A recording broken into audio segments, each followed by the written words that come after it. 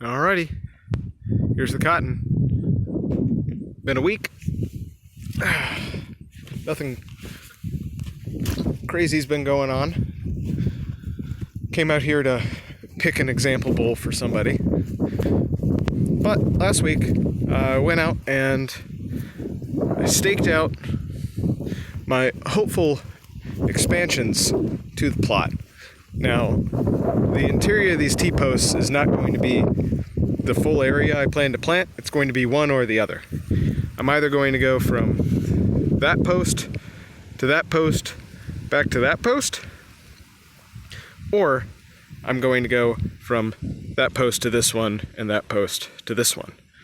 And if I go that last way, that'll add another 52 plants right onto the back of this. And if instead I go this way, it's going to add somewhere around the same, I think. I haven't done the math yet, but it's going to add a fifth row of 25, and then it's going to add 12 onto the back end of the rest of them, I think. So it'll be, what?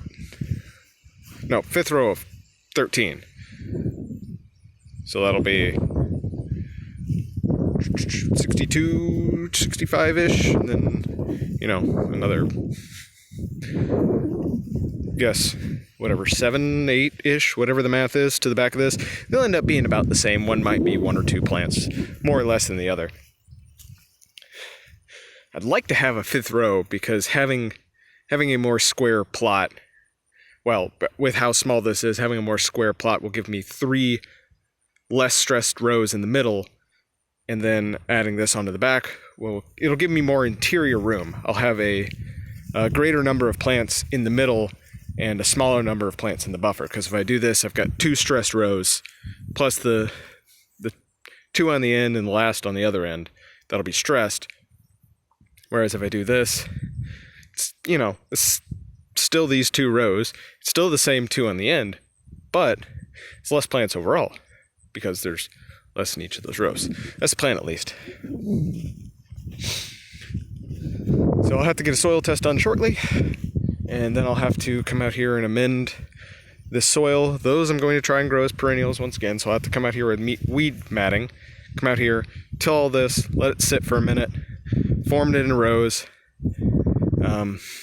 let it sit for a while, come back out here, list it all, reform it, put down fertilizer, and then put weed matting on it. And if I'm doing the weed matting, I should be able to more finely structure the geometry and topography of the rows to get better water input, because I can put them up because I'm going to do them shorter this year. I'm only going to do them about 8 to 12 inches relative rather than the 20 I did.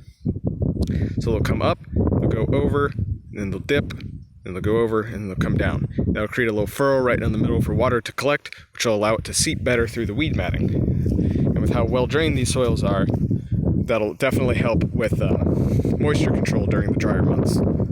That's the plan, at least. And then in that furrow, I'll be able to directly apply the fertilizer, and I'll do that, a couple weeks, right before I put down the weed matting.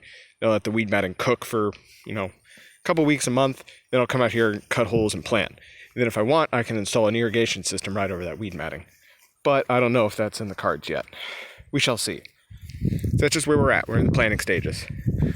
Still picking. As you can see, there's a lot of bowls opening. It's only been a week. But still growing strong. It's the 18th? 18th of December. Alright. It's the 20th. Ooh. And we had 2 days of hard frost, and it looks like the cotton is done for this year. Does not look like a stem kill yet to me, but all the leaves are toast. And I haven't given it a gander yet, but it looks like all the leaves are toast.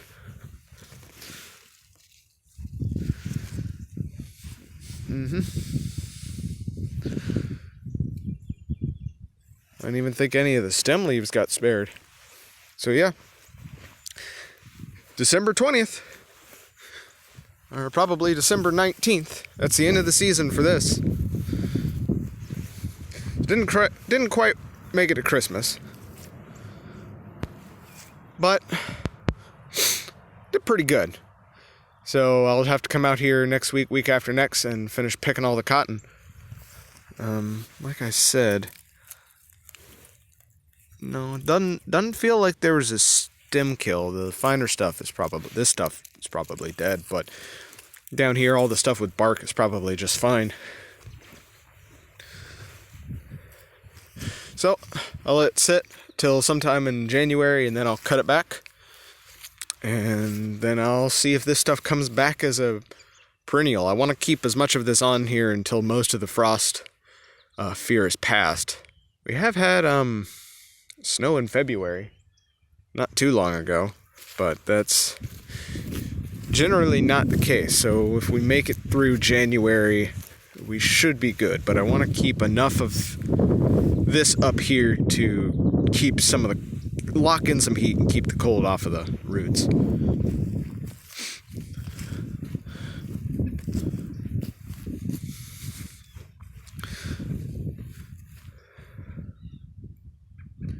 But yeah, so it seems to be whenever there's frost on the ground, this stuff is done. Some of the neighbors' houses over there have frost on the roof, and I guess any amount of ground frost is enough to kill this stuff. So it's a lot like lantana in that respect. Speaking of that, let's go look at the lantana to compare it. Here's the lantana for comparison. So it looks considerably better. A lot of frost damage up here on the top, but a lot of these lower leaves, especially over here, are still hanging on. And I can tell this hit back to the stem up here on a lot of this. Yeah, that's... However, this didn't die back at all last year. That's why it's so massive. So it may have some extra cold hardiness because of that. So it looks like cotton is a little weaker than lantana. It's probably about as... It's somewhere between lantana and papaya. I don't know how best to describe it. It's definitely weaker than coral bean. Tell you that. Coral bean always dies back to the roots, but I think it's got an herbaceous nature in that respect. I think it's adapted to doing that. It's less so because it has to. It's because it feels like it. But yeah, so this is a little more sheltered back here from wind, but it also gets a lot less sunlight, so it should have the ground temperature should be colder. But like, as you can see with this one back here, it got hit pretty good. So yeah, we'll see if they come back as perennials. If not, it makes my job simpler. If it does, well, it makes the soil amending a bit more complicated, but at least I don't have to work the ground plant stuff. Till next time, Tom out.